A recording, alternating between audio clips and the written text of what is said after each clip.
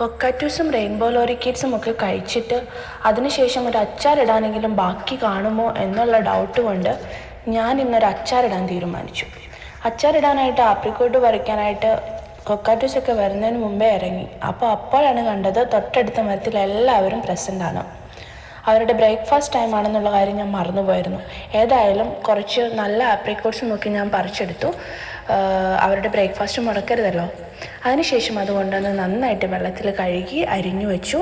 അതിനുശേഷം കുറച്ച് ഇഞ്ചിയും പച്ചമുളകും വെളുത്തുള്ളിയും കൂടി അരിഞ്ഞു വെച്ചു. അതിനുശേഷം ഒരു ചീനച്ചട്ടിയിൽ എണ്ണയൊഴിച്ച് കടുകും ഉലുവയും പൊട്ടിച്ചിട്ട് ഈ ചോപ്പ് ചെയ്ത് വെച്ച ഗാർലിക്കും ജിഞ്ചറും അതുപോലെ പച്ചമുളകും കൂടിയിട്ട് നന്നായിട്ട് വഴറ്റി അതിനുശേഷം അതിലേക്ക് കുറച്ച് കാശ്മീരി മുളക് പൊടിയും നമ്മുടെ സാധാ മുളക് പൊടിയും കൂടി മിക്സ് ചെയ്ത് ഒരു 3 സ്പൂണോളം ഇട്ട് നന്നായിട്ട് ഇളക്കി അതിലേക്ക് നമ്മുടെ അരിഞ്ഞു വാട്ടി വെച്ച ഞാൻ അതിനു മുമ്പ് ചെറുതായിട്ടൊന്ന് എണ്ണയിൽ വാട്ടി വേവിച്ച് വെച്ചിട്ടുണ്ടായിരുന്നു.